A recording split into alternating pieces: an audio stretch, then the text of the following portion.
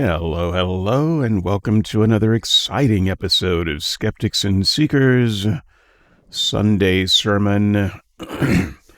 So this is the last week that we will be doing a solo, as Mac will be back in the co-host seat. Now, I did a post so this is kind of a strange week.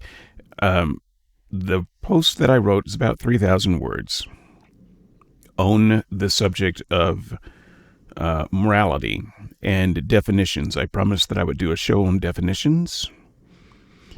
And you might think, can you define morality? Does it take a whole show to do that?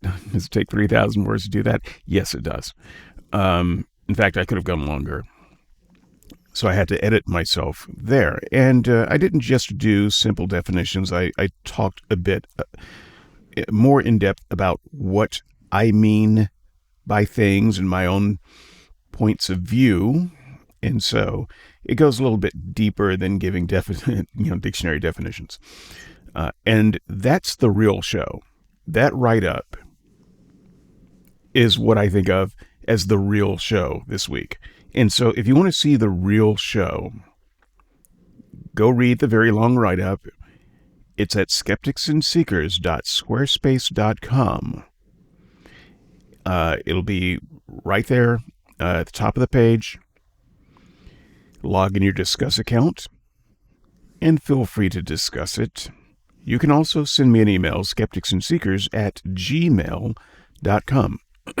Once again, that write-up is the thing that I promised that I thought I was going to do a video on, but another video came up. So the write-up is kind of the show, and this video, which is in the format of the show, is more of a supplemental. So naming conventions aside, this is one that I have been looking forward to for a long time. And I hope there are more of these. I hope Sam Harris gets some time with Ayaan Hirsi. But this is Richard Dawkins and Ayaan Hirsi. Ali is one of the horsemen that never was, the fifth horseman of the atheist apocalypse, if you want to think of it that way. And she, not too long ago, maybe a year at this point, converted to Christianity. And there's been a lot of conversation about this as her writings, her public appearances, it leaves people questioning what kind of Christianity she converted to. Because it doesn't sound a lot like Christianity. It doesn't look a lot like Christianity. And so now Richard Dawkins, and they're good friends, you can see that, has a chance to sit with her in a neutral stage and discuss some of that. I have some thoughts. This is a fairly longish video, so tuck in. Let's see if we can do this in a reasonable amount of time. We probably can't. Great to see you, Ayaan. Welcome. Thank you. I think we have to start with the extraordinary few months you've just had. For those people who haven't been following it, just tell us the story how such a famous atheist, someone who had rejected religion, came to call herself a Christian. Oh. So I want to say that I didn't, like many people who come to faith, I didn't see big banging lights, and I didn't have any of those spectacular experiences that some people share. I wish I did, but I didn't. So already, I want to make a couple of observations. Observation number one, this very well-rehearsed person who is very comfortable public speaking and in front of cameras seems very uncomfortable in this venue. And I think part of her uncomfortability is just her having to directly talk about this Christian experience of hers. And I gotta say, I understand why she's uncomfortable, because while Christians like to crow about a famous atheist flipping sides as if this were a sport, Christians can't be very comfortable with her profession of faith, because it has absolutely nothing to do with things that Christians find very important. Now, she's going to address some of that in this. But yeah, I think that she recognizes the tension, and she just seems uncomfortable throughout most of this video, at least the first part of it, where she's, where the focus is on her faith. The second observation that I would make is, join the club, Ayaan. A lot of us did not have the big flashing lights, God spoke to me from a cloud or my piece of toast kind of experience. Wish we did. It didn't. So here's another person who has to come by faith through means of something rather more mundane. Let's continue. I had a personal crisis. I lived for about a decade with intense And depression. there we go. So this is another one of these markers. I don't want to say that everyone who converts to Christianity as an adult or a teen, that they do so out of some trauma.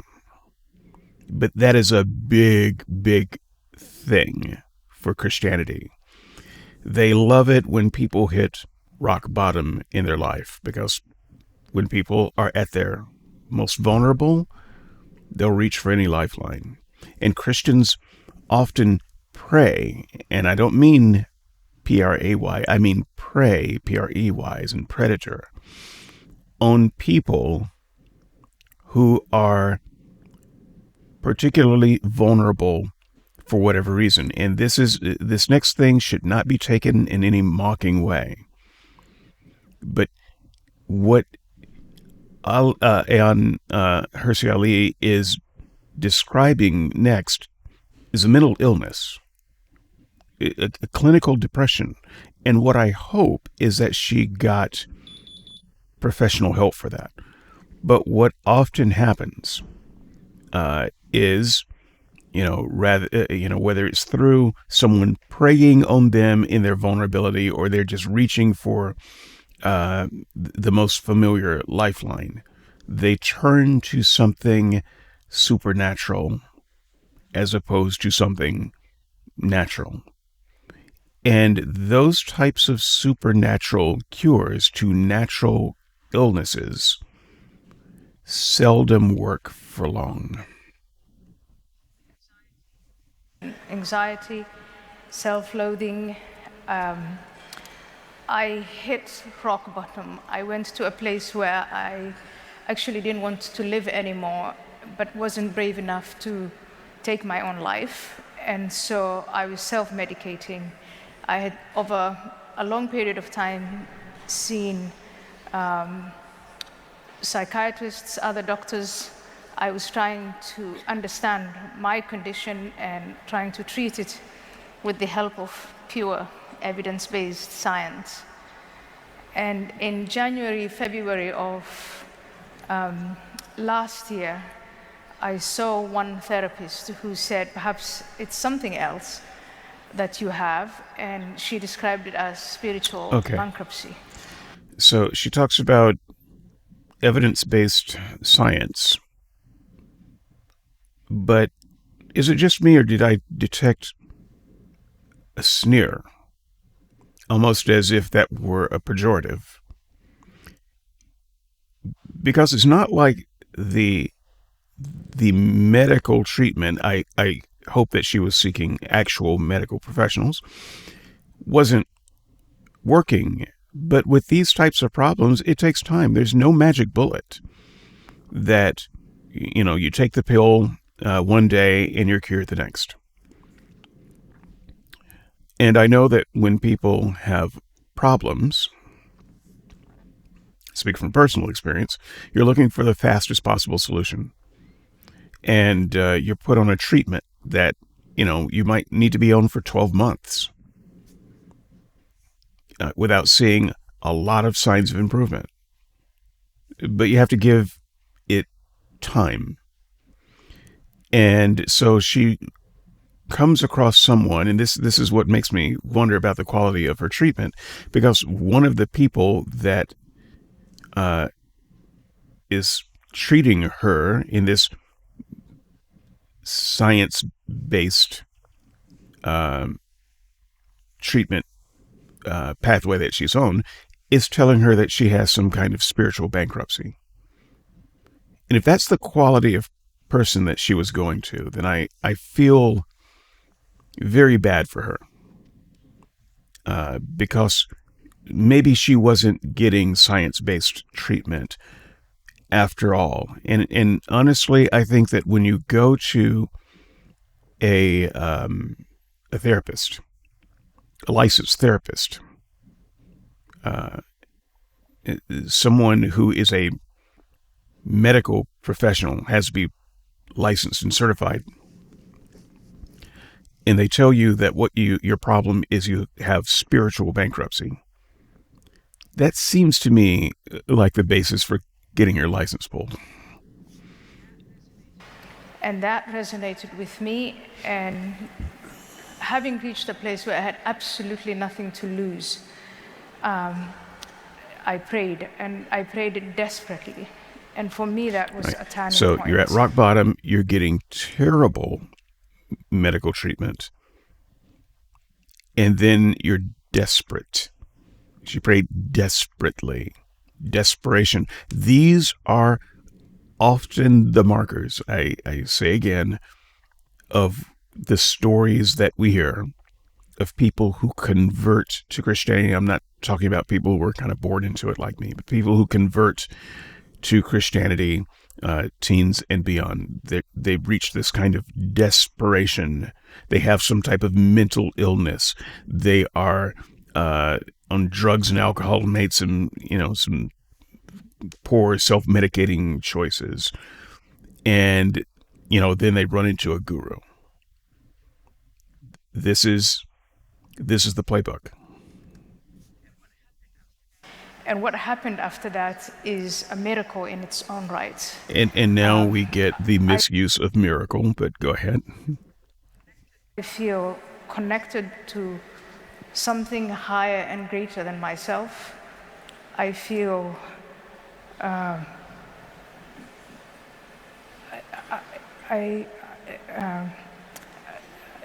my zest for life is back, and that.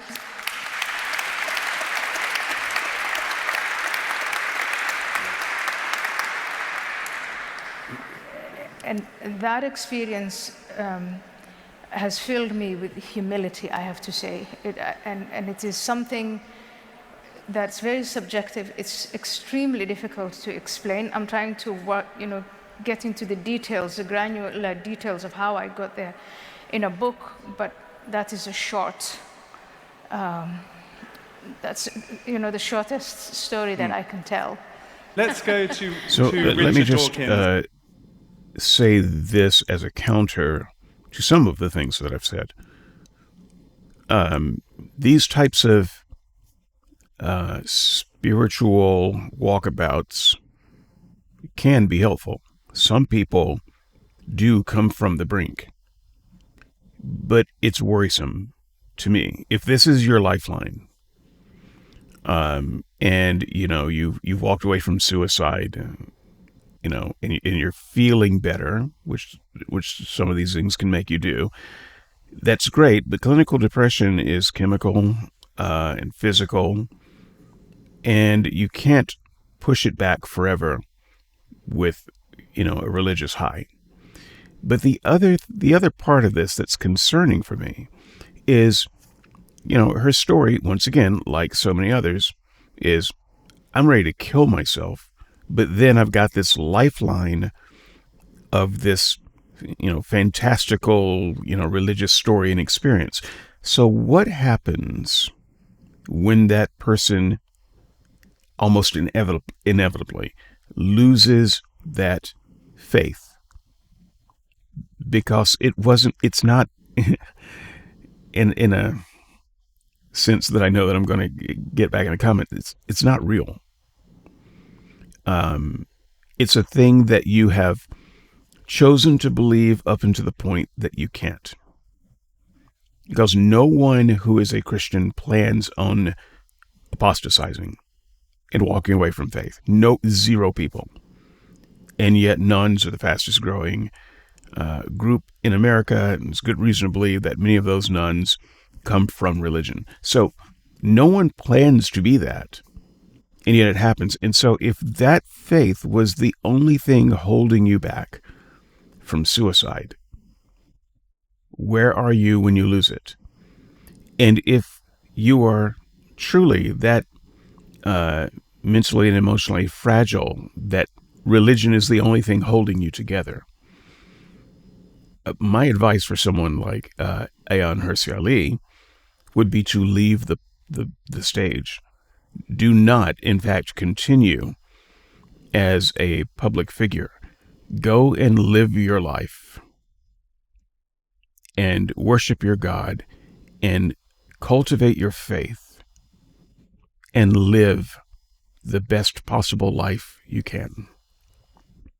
Do not throw yourself in the lion's den like this. Do not listen to podcasts like mine. Do not debate people like Richard Dawkins. Because at some point, someone is going to say something that makes you question that faith. And then you're back to suicidal ideation again. So I do really have some genuine concern about that. Reaction, because that's a moving personal story, but to call yourself a Christian is a bit different. I mean, a Christian has to believe in something, and you go to church now, and you listen to the vicar, and do you kind of notice what a lot of nonsense he talks? I mean, do you really take it seriously that Jesus is the Son of God, Jesus rose from the dead, Jesus was born of a virgin, and that's part of Christianity? So I think because you, and I know you very well, we've been friends for a long time, and in fact, in some ways, I think of you as a mentor. I would say you're coming at this from a place of there is nothing. And what has happened to me is I think I have accepted there is something. And when you accept that there is something, there is a powerful entity. For me, the God that turned me around, I think what the vicar is saying no longer sounds nonsensical. It makes a great deal of sense. And not only does it make a great deal of sense, it's also layered with the wisdom of millennia.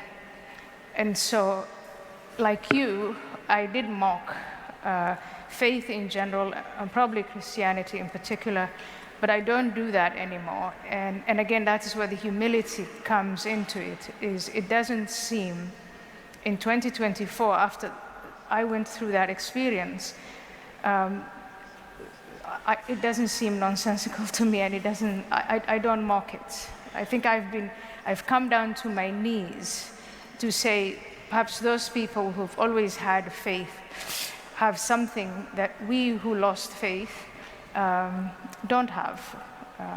And people who have faith also, like the woman who told me, well, you've tried everything and you've lost hope, you've lost faith.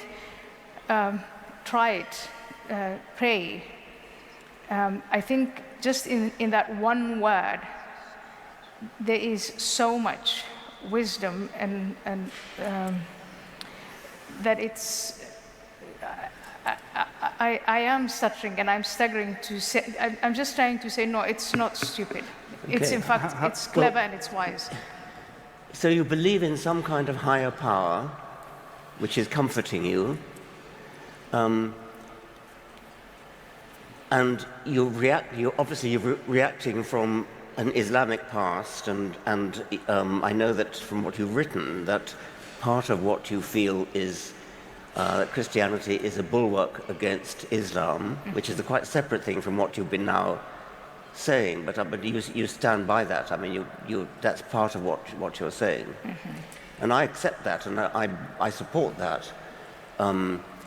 That's why I've called you a political Christian. But from what you've just said, it sounds as though you're more than just a political Christian. I mean, it sounds as though you actually believe it. So what is your response to those specific questions of Richard? So I'm listening to this as Richard is listening to this. And when I went through this for the first time, my thought was, because I'm listening to Ali's answers very carefully, as carefully as I can, so that I understand what she's saying and not saying, so that I don't accidentally strawman her. But it did sound to me like what she said is kind of what Richard described as a kind of a higher power, the ground of all being, a kind of a vague sense of transcendence. But this is the gateway to a lot of religious ideation. This has nothing to do with the Christian God. The Christian God is less a what and more a who. And I don't hear her talking about God as, for instance, God. Did she even use the word God? Did she say, I believe in God? I believe in the Christian God. All she said is that what the vicar says doesn't sound nonsensical, and she believes in a higher power. I don't know that gets you there. So I hope I'm not listening so critically that I'm missing what her intent is. But she seems to be walking very carefully around saying, I believe in, the Christian God, as people tend to mean God. So when the belief in God is described more as God is described more as a what and not a who, and there's this kind of hesitance to even use the word God, for fear of, maybe some of the baggage that it includes. Yeah, I'm still fairly suspicious of what it is she actually believes, but let's continue. When the vicar is saying that Jesus is the Son of God literally, not figuratively, how do you square that with your highly trained rational mind? Well, it is, again, different planes of perception. There we go. There we go. So whatever she says next is going to be going to have to be read through this phrase. I hope I don't forget this phrase. Is probably a good name for this show. Different planes of perception? What the hell is a plane of perception? And then what's a different plane of perception? This sounds so New Agey. This does not sound Christian. Christians don't talk about, their belief in God in terms of different planes of perception. So I would love to get some more insight on this, because this does not, in fact, this doesn't strike me. So let me just back up a little bit and I'll let it go. But I did want to get to that phrase. Somebody hit me in the comments. What are different planes of perception? How does that fit into a Christian worldview? Mind. Well, it is, again, different planes of perception. So I choose to accept Jesus Christ, the teachings of Jesus Christ, the story of Jesus Christ. I choose to accept that. So on the personal level, the rewards I get, very subjective again, but mine and through choice, which is separate from where I think that, aside from my personal experience, the history of Western civilization is mainly Christian, and that the external forces, for instance, the spread of Islam non-violently or violently, and the challenge of Islam and the message of Islam to Western civilization can be countered and should be countered with the message of Western civilization, which is essentially Christian. I hate to cut it off, but I just didn't want to get too far without highlighting this other very important thing that she said right after different planes of perception, which is the story of Jesus Christ. Once again, not God, the story of Jesus Christ. I choose to believe. I choose to believe. Which is kind of, I think, a different question from do you believe that Jesus is God? So remember that was the question. You literally believe that Jesus is God. And what we get immediately is different planes of perception, and I choose to believe the story of Jesus Christ. And personal benefits, highly subjective. And then she immediately goes into a political idea of defeating Islam. This does not sound like the testimony of someone who's comfortable saying that Jesus is God and her Lord and Savior. That because she's working very hard not to say that, it seems. So, and I'm working very hard to listen to exactly what she's saying, which is why I keep stopping when she's saying suspicious things. Faith is not a doxastic proposition. If you believe something, you believe it. I believe that I am sitting in a chair right now in front of a computer trying to manage my lazy eye by keeping one eye half shut and not wearing the goddamn eye patch. I believe all of those things are happening. I cannot not believe it. I cannot say, even though I know this, I choose to believe that I'm actually standing on a beach. I choose to believe that. Some guru tells me, yes, but you are really astral projecting and your real body is on a beach. Now, I suppose I could say, and maybe if I take the right psychotropic drugs, I could choose to believe that I'm standing on a beach. But that's not what I actually believe. I believe I'm sitting in this chair talking to you. Okay? That's what I believe. So it's not a choice. I don't choose to believe it. I do believe it, and I cannot choose to believe anything else. But she is talking about her faith purely as a doxastic choice, as something that she just decides almost against any other evidence to believe. I choose to believe the story of Jesus. I sometimes hear Christians talk like that. I find that concerning. In that sense, I think there are more people who agree with me, but that is on the societal level. And then on the civilizational level, I think that every moral, you've used yourself, Richard, the phrase lately that there is moral Christianity and there is cultural Christianity. And when moral and cultural Christianity collides with moral and cultural Islam, or moral and cultural Confucianism, or cultural authoritarianism, I think that perhaps we're on the same page about that might be a way of countering it. Yes. But on the personal level, yes, I choose to believe in God. And I think there we might say, let's agree to disagree. I choose to. This is first, I think, the first time she mentions God, does not say that Jesus is God. And she spoke of God as some kind of higher power in a different plane of perception. And the moment the God word, the G word comes out of her mouth, she's like, let's change the subject. Let's not talk about that. Let's just agree to disagree.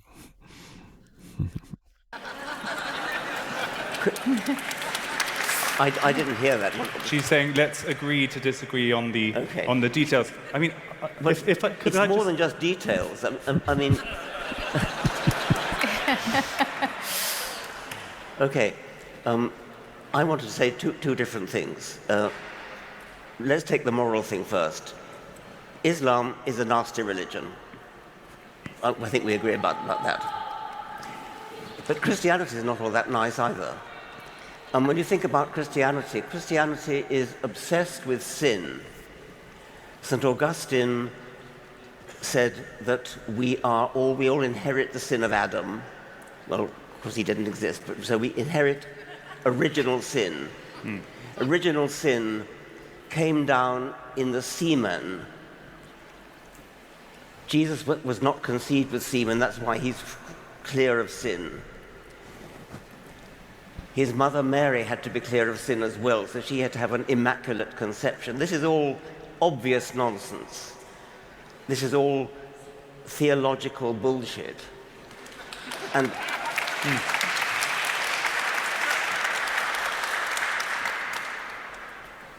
the idea that humanity is born in sin and has to be cured of sin by Jesus being crucified, Jesus being punished for all our sins. And that is a morally very unpleasant idea. I'm sure you must agree about that. I find that Christianity is actually obsessed with Okay. love. You may not like the way Dawkins said what he said, but no Christian can disagree with what Dawkins said and call themselves a Christian. At least not anything recognizable to me as a Christian. Christianity is, in fact, focused on sin. I've heard many a sermon that has used sin and love as a contrast. Yes, God is love. We're to love one another, but the focus is the problem of sin and how to fix it. That's the only problem that really matters, because you can love all day long, and if you have a sin issue when you die, you're going to go to hell. The problem is sin, and so you cannot just kind of hand wave away the focus of Christianity's focus on sin and say, I rather think it's focused on love. This again is a very suspicious thing, because she does not want to acknowledge sin or talk about her sins being forgiven. Now, just think back in her story and roll this back and listen to it yourself. She didn't talk about being burdened with sin. She talked about being burdened with a mental illness and how that was plaguing her life and how she found relief from that.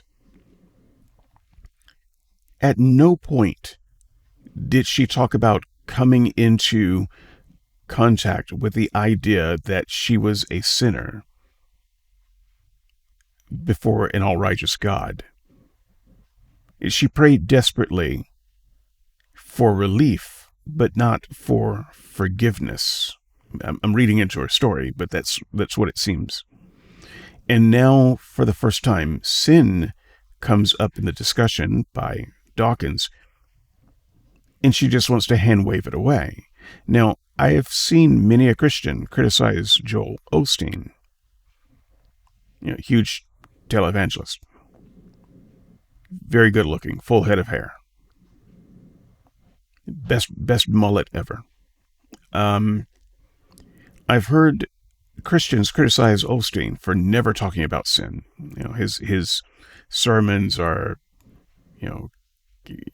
pep talks, all very positive and things that people want you hear.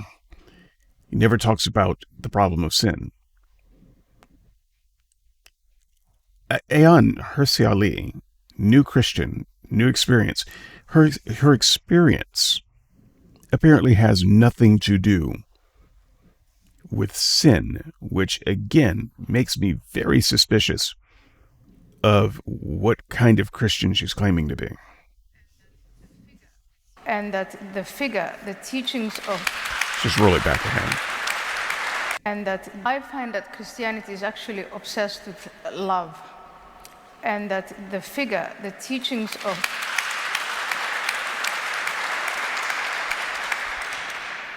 The teaching of Christ, as I see it, and again, I'm a brand new Christian, but what I'm finding out, which is the opposite of growing up as a Muslim, the message of Islam, but the message of Christianity I get is that it's a message of love, it's a message of redemption, and it's a story of renewal and rebirth. And so Jesus dying and rising again, for me, symbolizes that story. And in a small way, I felt like I had died and I was reborn.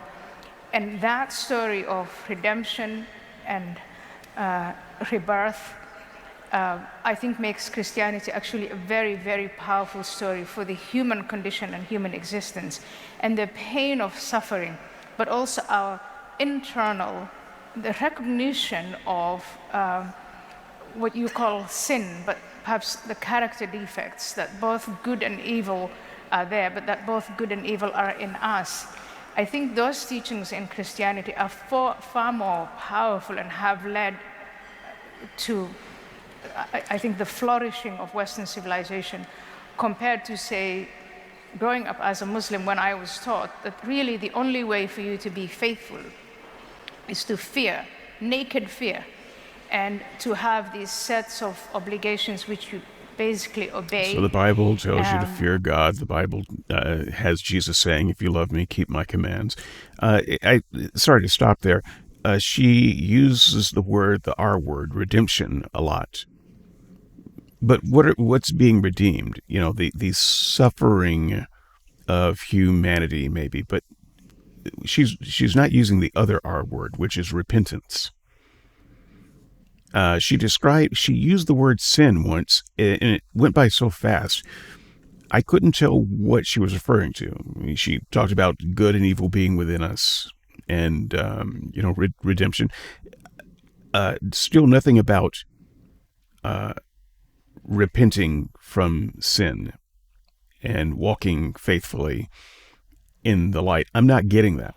I'm not getting that from anything that she's saying.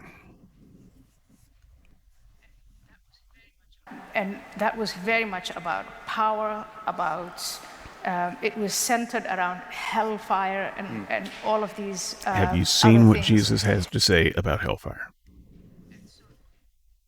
And so Christianity, as I experienced, I'll give you an example. When I was an atheist and I was going all over both the United States and all over Europe, mocking Christians, making fun of them, making fun of faith, as you're doing now, dear Richard. I was walking with 6 to 7 men at any given time, protecting me, armed, from things that I said that were offensive to Muslims, or Muslims thought were offensive to them. Christians were writing me letters saying, you know, we're going to pray for you, you're misguided. And I think that alone defines for me the distinction between Christianity in general, mainstream Christianity, and mainstream Islam. Well, I must say, I've never met a vicar that I didn't like. I mean, they're always very, very nice people. Yeah. But nevertheless, the stuff they believe is obvious nonsense. You have to take the whole package, because, I mean, you talked about Jesus rising from the dead. You don't believe Jesus rose from the dead, surely? I choose to believe that Jesus rose from the dead. You choose to believe it? Yes, and that is a matter of choice. It is not a matter of choice. It's a matter... I'm sorry. I'm sorry. This is how she frames her faith, though. Every time she talks about faith, her belief, she doesn't say, "Oh yes, I absolutely believe it." She frames it in this particular way that is different from how people talk about things they actually believe. I choose to believe that Jesus rose from the dead. Yes, but do you believe it? Well, I choose to believe it. I think it has to go back to, is there something or is there nothing? It's a philosophical question. It's a different plane of perception.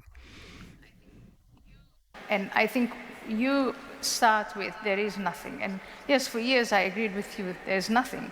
But if you come round to the idea that there might be something much more powerful than we are, something that caused everything else, then something like Jesus rising out of the dead, or these other miracles, Jesus being born out of a virgin, for that higher power is not a big deal.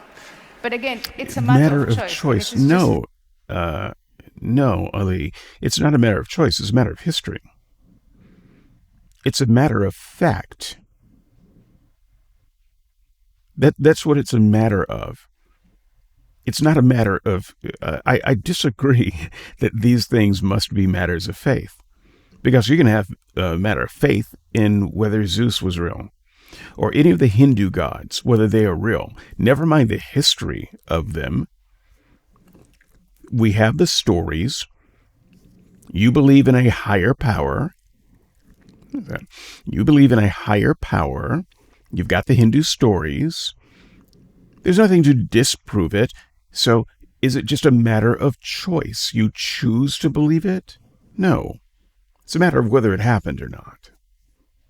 And yet, when it comes to your belief in, the fantastical stories about Jesus, you're not talking about history, in fact. You're talking about higher powers and other planes of perception and what you choose doxastically to believe. Different planes God of damn it. perception. Okay. I'm going to back it up. Because we got hit with that again. Out of a virgin, for that higher power is not a big deal. But again, it's a matter of choice, and it is just different planes of perception. We got it all in one sentence, right? The stories about Jesus, the miracles, it's a matter of choice, different planes of perception. This is not Christian faith. I'm just going to hang my hat right there. What she described in just that bit tells me everything I need to know about whether she is, a Christian as Christians see Christianity, or a Christian in name only. Yeah, New Age Christian, cultural Christian, political Christian. The faith stuff seems really, really shaky. Let's just go back and we'll let it play through some. Being born out of a virgin, for that higher power is not a big deal. But again, it's a matter of choice, and it is just different planes of perception. And I think here, on this plane of perception, having been a former atheist, I don't think this is something we're going to resolve tonight or agree on right now. Well, and so that is where I think it's perhaps more interesting even if you choose not to believe, to say, let's at least talk about the value of Christianity for today. I look at these universities, the most illustrious universities of the West, and you've all shared with me images of young women draped in keffirs, the symbol of Hamas, performing the Muslim prayer. And tell me if those kids are not morally and utterly lost. And Queers for Palestine.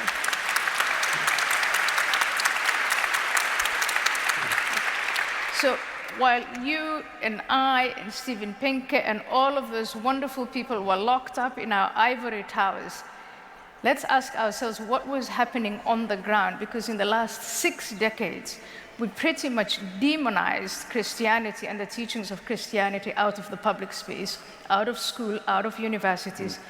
And a vacuum occurred, and that vacuum is now being filled, as G.K. Chesterton said, not because people have come to reason, but because now they'll believe in anything. There are very awful forces today out there that are claiming the hearts and minds and souls of these young students. And when you say there is nothing, you offer them nothing. We're getting into the bigger Right. political, So thank you, cultural- Mr. Moderator. Did you notice how animated she got, how articulate she got, how much more comfortable she got talking about her real Christianity, which is, it seems to me, almost entirely political, a bulwark against Islam.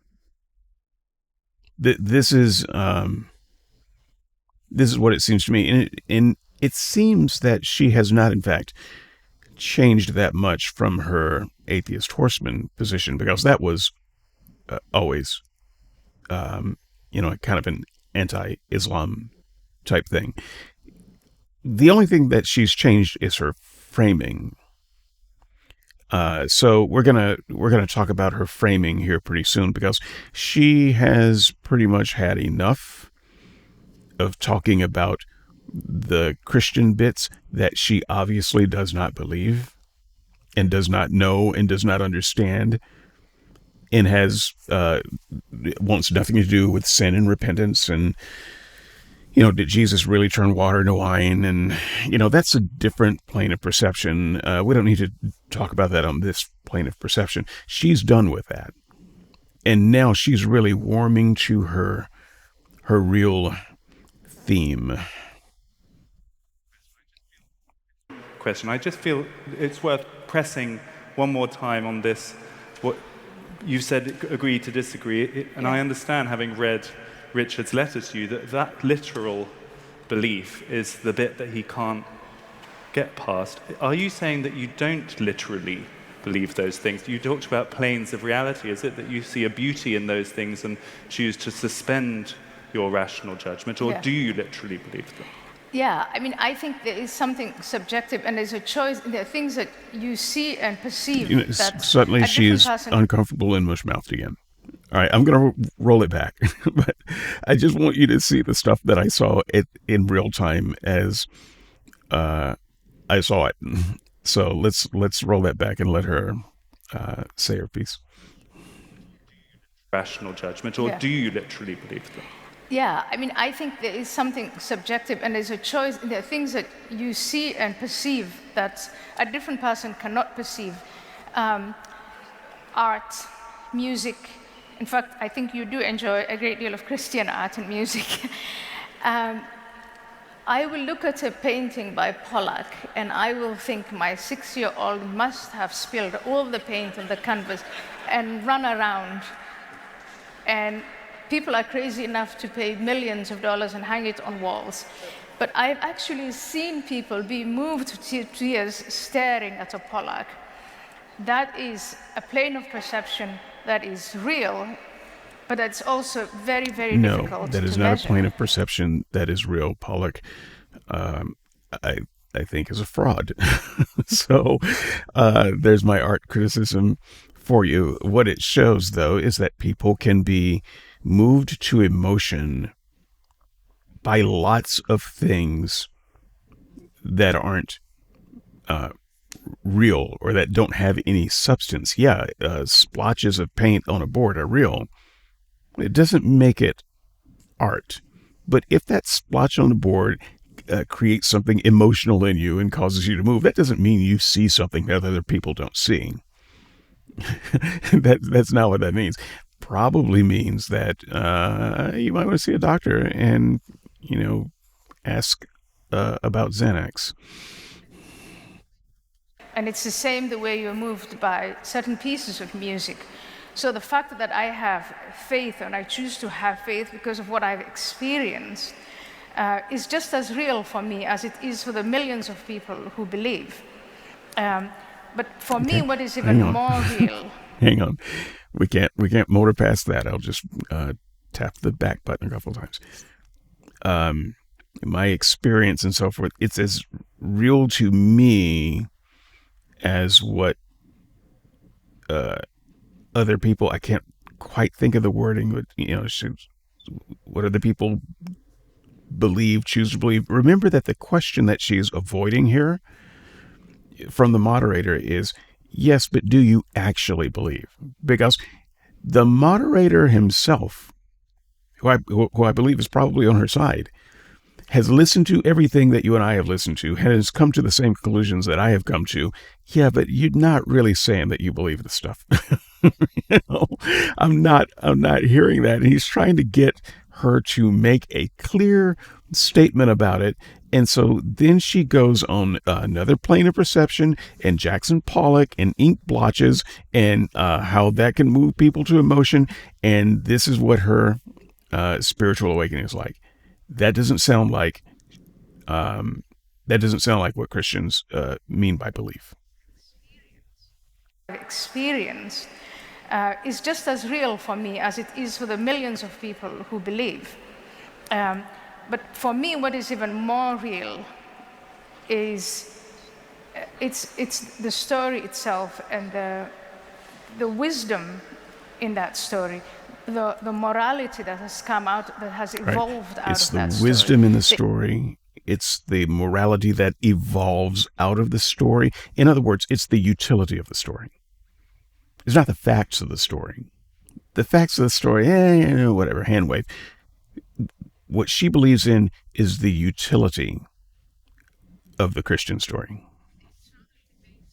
The internal debates of millennia long and everything that we inherited from it, it's just too casual to cast that aside. And when we've done it, I think we have caused ourselves a great deal of damage. Richard, having heard that story, that moving story from Ayaan of clearly how her conversion has helped her, and also she's explained in beautiful words the mode in which she believes it, do you still say you are not a Christian? No, not at all. I came here prepared to persuade you, Ayaan, you're not a Christian. I think you are a Christian. Yeah. And I think Christianity is nonsense. Okay, so even the moderator then, being as generous as he could, he says, hearing her explain the mode of which she believes. Even he recognizes that she has not once declared actual belief in the facts of Christianity. At this point, now the conversation is going to turn to politics. And I think Dawkins is being very generous here by saying, no, you're actually a Christian. But then again, I suppose it depends on what passes for Christian in his part of the world. Because she might be, an Anglican-style Christian. That's possible. She may be an Episcopal style Christian. Does anyone know her, denomination of choice? Who her vicar is, that sort of thing. I don't. It's not worth me looking up. But when Dawkins says, "Yeah, okay, I acknowledge that you're a Christian," I think he's acknowledging, the bare fringes of what most people in America would consider a Christian. And once again, even the moderator at this point in the discussion, is tacitly acknowledging that she has not acknowledged belief in the facts of the Christian story. That is never going to happen in this discussion. So let me just back that up again, and let's see how long I can let this go without interrupting it. So, At all. Sells a great deal of damage. Richard, having heard that story, that moving story from Ayaan of clearly how her conversion has helped her, and also she's explained in beautiful words the mode in which she believes it, do you still say you are not a Christian? No, not at all. I came here prepared to persuade you, Ayaan, you're not a Christian. I think you are a Christian. And I think Christianity is nonsense. And you have to be, I mean, you appear to be a theist. You appear to believe in some kind of higher power. Now, I think that the hypothesis of theism is the most exciting scientific hypothesis that you could possibly hold. In the idea that the universe was actually created by a supernatural intelligence is a dramatic, important idea. If it were true, it would completely change everything we know. We'd be living in a totally different universe. Now that's a big thing. I'm sorry, but it's bigger than personal comfort and nice stories and things. The idea that the universe has lurking beneath it an intelligence, a supernatural intelligence that invented the laws of physics, that invented mathematics. And that is a stupendous idea, if it's true. And to me, that simply dwarfs all talk of nobility and morality and comfort and that sort of thing. So would you have preferred for your erstwhile new atheist colleague, Ayaan, not to have converted? Having heard her story, would you rather... No, I wouldn't say that. I'm just saying that religious belief is bigger than what gives you comfort. Or it's bigger than morality, it's bigger than what gives you comfort, it's bigger than what gives you a bulwark against Islam. It's something huge, it's something terrific, and it's false. Are you not moved at all to, she mentioned planes of reality. Is it for you entirely black and white, whether those kind of stories are true or not? It feels like Ayaan is saying that she chooses to believe them because she accesses some kind of greater truth via them and is less interested in the details. You're not softened at all on that? Well, I'm softened by a personal story, and I'm softened by beautiful music. I mean, I'm softened by St. Matthew Passion, and not just the music itself, but the story behind it. It's a very moving story, and I'm moved by it in the same way as I'm moved by great fiction. It is fiction, and one of course can be moved by fiction. I think Ayaan has described me as the most Christian person she knows, and Yes. and that may be true in certain senses, in a cultural sense, and I certainly... Okay, I'm sorry. What could it possibly mean in some kind of practical way that Richard Dawkins is the most Christian person you know? That either speaks to the fact that your Rolodex doesn't have any Christians in it, or you have a very different idea of Christianity than what anybody is actually talking about. Excuse me. When you say Christianity is a religion of love, Jesus, I think, was a very, very great character, a very loving character. The bad things about Christianity actually stem mostly from what came afterwards, St. Paul and the other Christian apologists who came up after him. So you cannot allow the possibility that Ayaan has access to truth that you yourself have not seen. It is a scientific hypothesis that there is a supernatural creator. And I don't see how you can get to that from feelings of personal comfort or feelings of political necessity. you have to get to that from thinking. And that brings us to consciousness. So first of all, the hypothesis itself, which even if you don't allow for set religion aside, the hypothesis of where did all this come from and how did it begin, again, there is no consensus on that.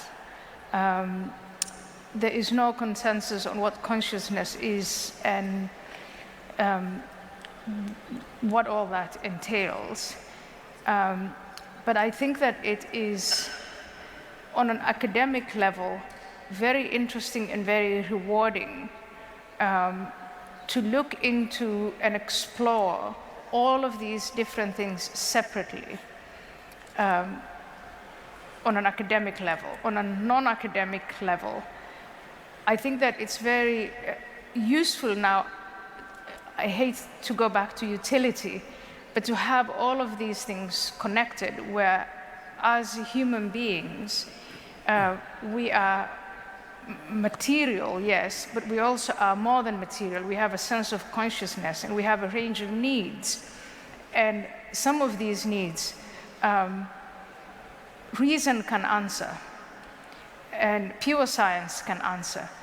But some of these needs cannot be answered by that. And I think faith in a higher power, in God, and in the story that makes sense of it all, gives it meaning, is very, very important for human beings. And the danger lies in trying to conflate these different planes and then casting aside as useful. It is false, it's useful, it's useless, it's unnecessary.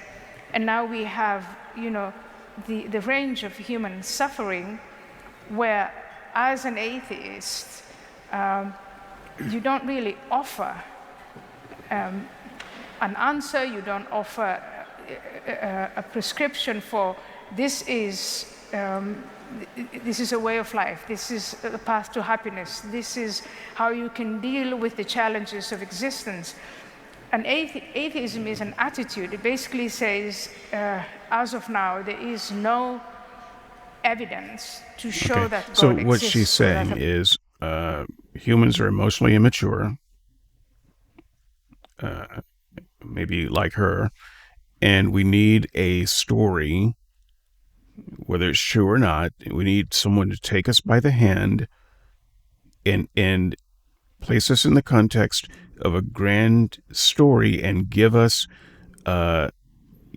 spoon feed us a sense of meaning and give us rituals and, give us something to fill our emotional bruises with, as opposed to having no such thing and having to live our lives without that.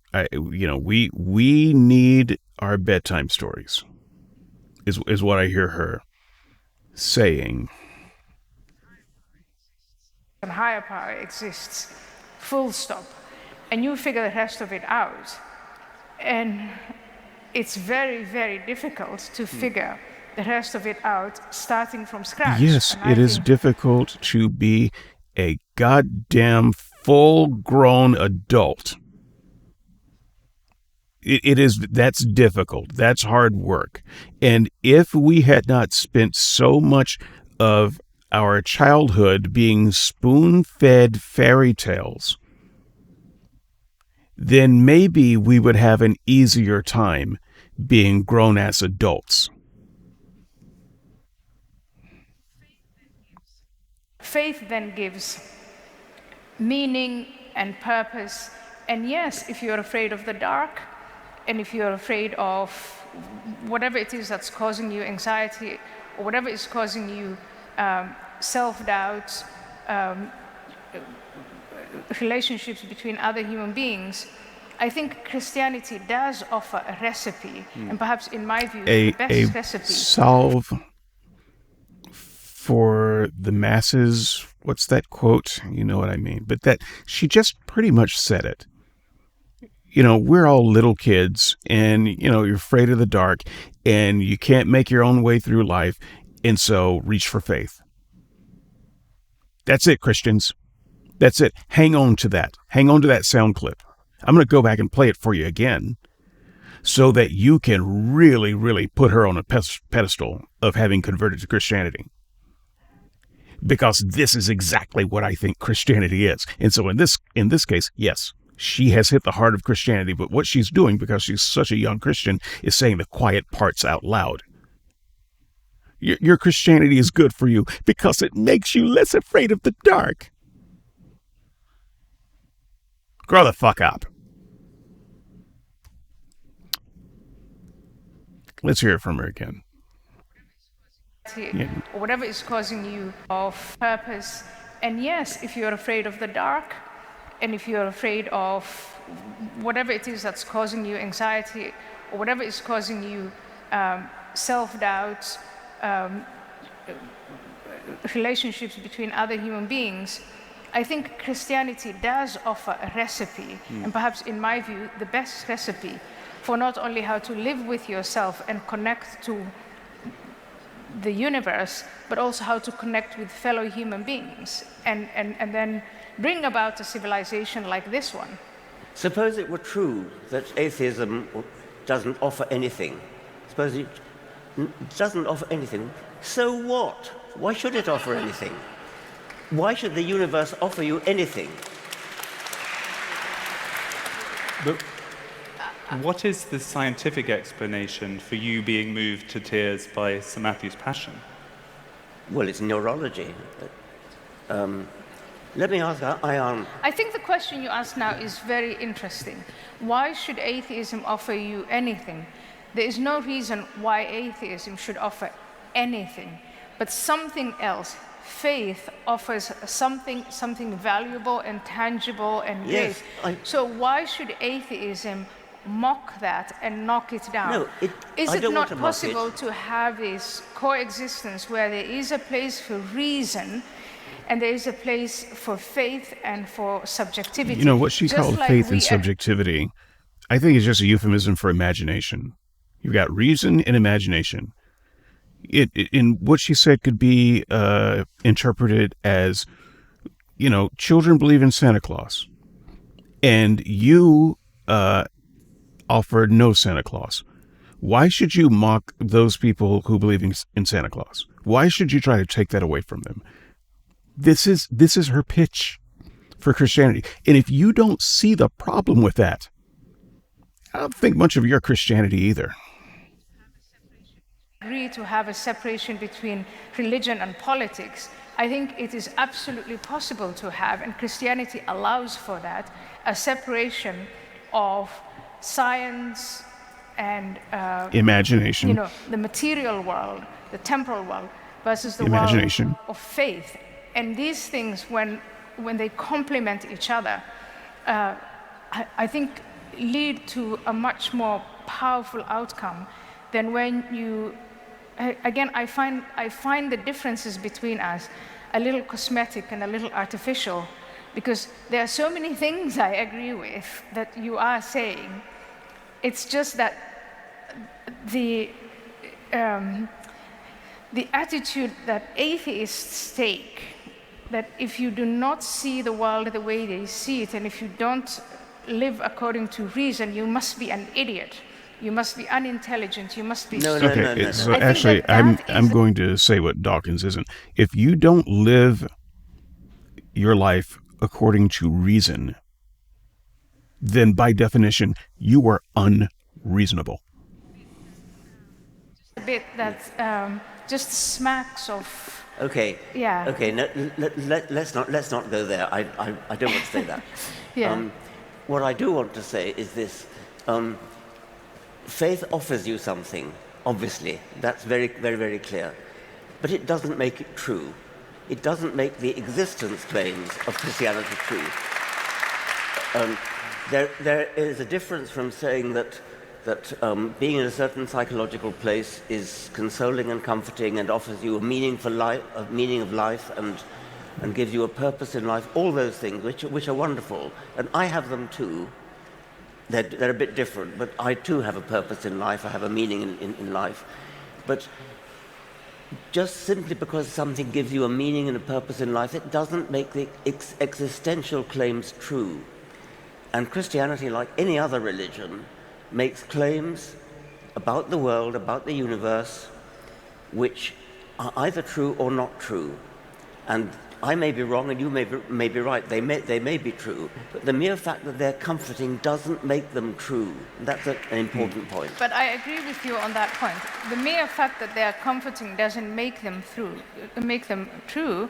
But the hypothesis that there is something rather than nothing is something you can't disprove as much as I can't prove materially that Yes. Jesus was born out of a virgin. So Yes. I think it's some of these areas where I think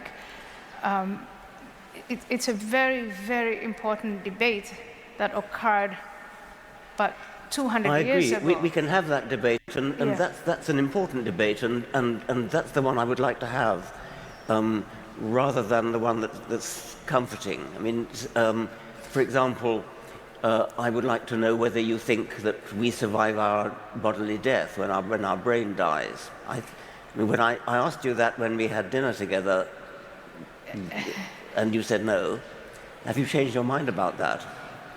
I'm sorry, please repeat. What have I changed my mind Okay, about? about life after death, about surviving. Do we survive our bodily I existence? said, do you think we survive our own death? And you said no.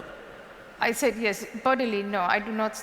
I don't survive death. I don't No. think you will survive death. I said that when Bertrand Russell said, "When we die, we shall rot," that Yes. that is true. But then, what happens to the soul, consciousness, etc.? That again, I don't know. So you can't- think there is a soul that survives death? Well, there is something that, again, like I said, I did feel a connection, and that it wasn't a bodily connection, it was a connection through consciousness and mind. And It wasn't if that- a bodily connection, but you felt it in your body.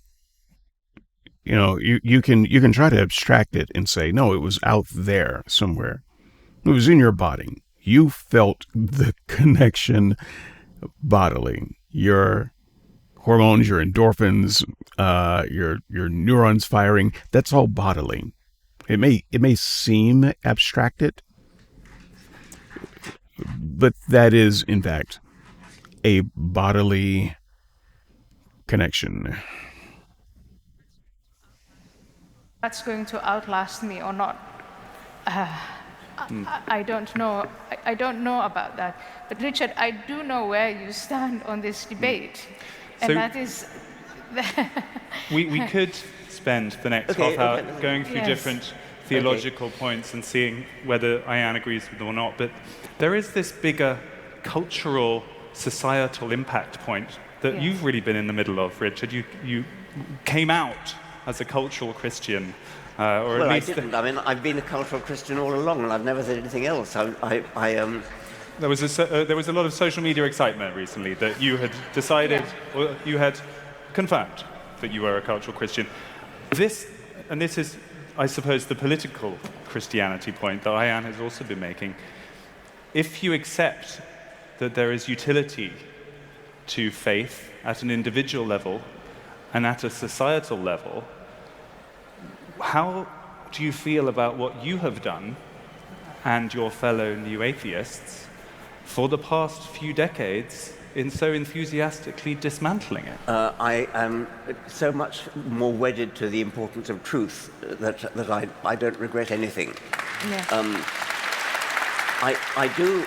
I do think that if, for example, in Africa, there are missionaries, Christian missionaries and Muslim missionaries fighting for people's loyalty, and I'm on Team Christianity where that's concerned. And so politically, if you have to have a religion, Will you explain that to us a little bit more? if you have to, I don't believe you have to have a religion. I think it's patronizing to suggest that people do need a religion. But if they do need a religion, then I'd rather it was Christianity than anything else. Right. So, full agreement for the most part. I think it's patronizing to suggest that people need religion. I think that's now it may or may not be true. I vacillate. Um, I vacillate there. Is it true? Is it not true? Are we that emotionally immature? I mean, from the point of evolution, we're barely out of the trees. So maybe we do need these fantasies. I don't know, but not all of us do. Uh, Evolution is never perfectly even or smooth. I'm not saying that I am way more evolved than someone else, but I mean, humanity itself, right now, if you just take a snapshot, a lot of it is at a point where they don't need that, right? Fastest growing population, nuns, don't need it. And yet some of the nuns still believe in some kind of God, right? So it's not perfectly smooth. I, for one, do not need religion. I don't need a God. I do not wake up in cold sweats in some kind of existential darkness, reaching for, some kind of fable that gives me comfort. But maybe you do. But I hope that you can see that as your problem. That's your problem. That's not my problem. That's not a human problem. That's your problem. And feel free to put whatever religious or emotional salve on that you want to. But don't pin that on the rest of the world. But if there's going to be religion, and I've said this for a long time, let it be Christianity, but I am a little bit more nuanced than Dawkins here. Let it be progressive Christianity. Progressive Christianity is the one that I would want to win. I don't believe in it. I don't believe in it any more than I believe in conservative Christianity. But if we're just speaking of political and social utility, I'm going with progressive Christianity every time. So the dream world, according to Dawkins, would be nobody having a religion, and Yes. then in second place Christianity, and then Yes. Islam comes last. Yes.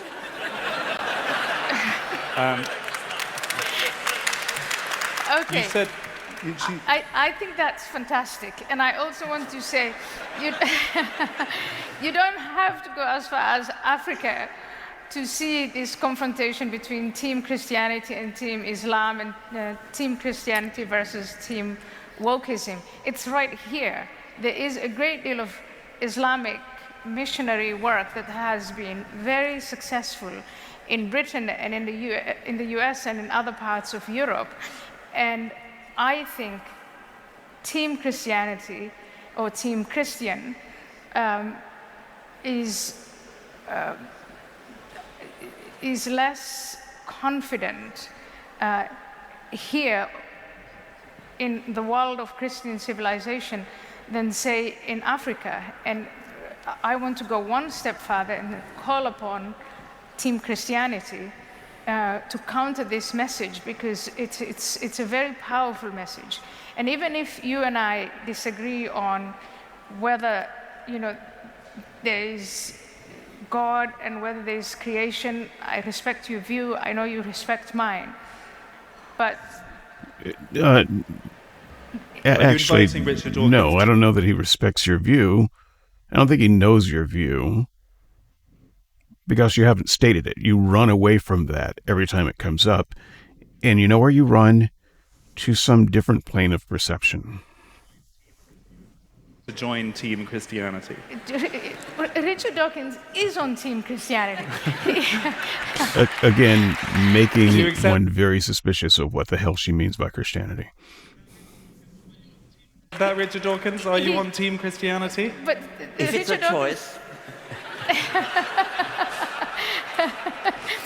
Richard Dawkins just said that, but I think, and I really mean this in a serious way, I look at those young people in their 20s, in their teens, in their 30s, and right now they're being offered these messages of moral frameworks that they're embracing that are cultish, that are based on fear, that are nihilistic, and that are dead end. And so if you say you're on Team Christianity, then I would encourage those who are so inclined as to advance Christianity not to worry about Africa, but to start it here. Stand up to those people Yes, I in didn't quite Columbia hear. and Harvard and What's Penn the U. problem? What are you against here? The young people have been susceptible to other ideologies that Yes, are but what far other inferior. ideologies what are we speaking of there? Well, there are mosques and Islamic centers that have convinced young people here in America and in Britain and elsewhere that Christianity is dead, has nothing to offer, that Western civilization is a moral vacuum, and that they're here to fill it. And to my astonishment, it seems as if they're making an impact. Look at all these so-called pro-Palestine protests, which are not really pro-Palestine. These are, in my view, clearly, in many ways, they're adopting the religious frameworks offered by Islamists. And what I see is not what you saw in the 1960s. That's a different story. What you're seeing now is a moral vacuum that is being filled, a moral vacuum left behind, untended. Okay, so by, some stuff going on here. I'm going to have to cut it short. This is really all of the, I don't want to say it's the only part that's interesting. She goes into her, her real agenda, which is political Christianity. And, social Christianity. But if I can just make an attempt to summarize the rest, I recommend you just find this video and watch it. You can watch the rest of it. But her point seems to be, and you hear this a lot, and I think this is a very dangerous thing, and I hope it's something that we can talk about in the comments. It's the idea that the only good in the world that has ever happened throughout history comes from Christianity. And if you do things in the realm of the public square where opinions can be offered and you harm the cause of Christianity, then you are taking away the foundation of any possible good in the world. You're taking away the only thing that ever gave the world any good. And furthermore, what if you take away Christianity, you have a vacuum. There's a vacuum, and the only thing that vacuum can be filled with is bad religion. All right, so that's kind of the outline of this particular point of view. It's bad, it's poison all the way down. Not one part of it is true. There's plenty of good in the world for Christianity. Now, there's plenty of barbarism in the world before Christianity, too. Christianity brought its own brand of barbarism. It's not better. But, if you go back in time to when things were more barbaric in general, then yeah, you can say that things were worse before Christianity in general. But Christianity isn't the thing that made it better. Evolution, social evolution, tends to make things better. And part of social evolution is creating different versions of fundamentalist religions that are bad and making them better. That's happened with Islam as well, right? Islam is later in the process, and so it's still more fundamental broadly than Christianity or Judaism, which have, pretty much grown out of their stages of kill everybody who doesn't agree with you. But that's just social evolution working. So the idea that Christianity is the thing that made everything good. There was no good in the world. The world was a cesspit. It was just evil, and no good ideas ever came from anybody except Christians. That's the first lie. You shouldn't believe it. The second lie is that without Christianity, don't attack Christianity. David, you should stop doing S&S, because if you attack the foundations of Christianity, and if you succeed, there's going to be a terrible vacuum and people are going to be lost. It's like the lights have gone out and everybody's wandering around in the dark bumping into each other. Shut up, you stupid fool. You stupid goddamn fool. What is the matter with you? Wake up. There's no vacuum. There is no vacuum if Christianity dies out, any more than there's a vacuum if Islam dies out. Islamists could say the same thing. Oh no, you're attacking Islam, but there'll be a vacuum. Oh no, Judaism. If you attack Judaism, then there'll be a vacuum. Oh my, if you attack Hinduism, Buddhism, there would be a vacuum. And no, it won't. It just means that your stupid cult dies. All right. And what that allows for is other goods to show up.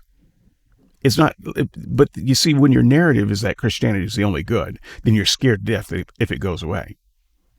There are some good things, I'm sure, that came from Christianity, just like there are good things that came from a lot of things.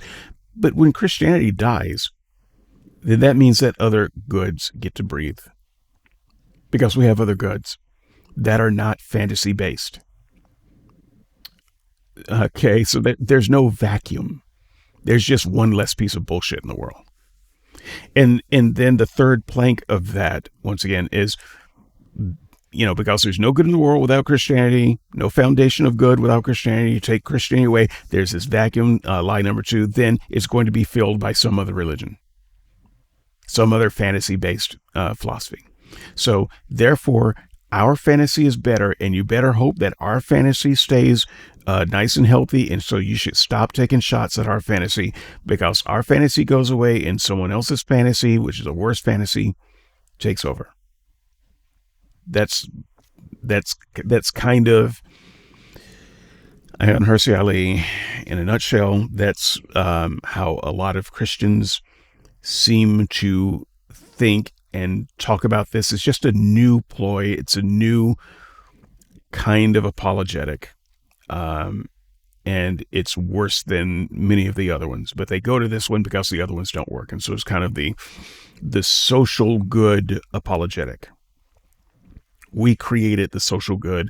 Furthermore, we are the only thing holding up social good because we're the foundation. Take away the foundation, all social good crumbles. Or the Muslims win. It's that false narrative.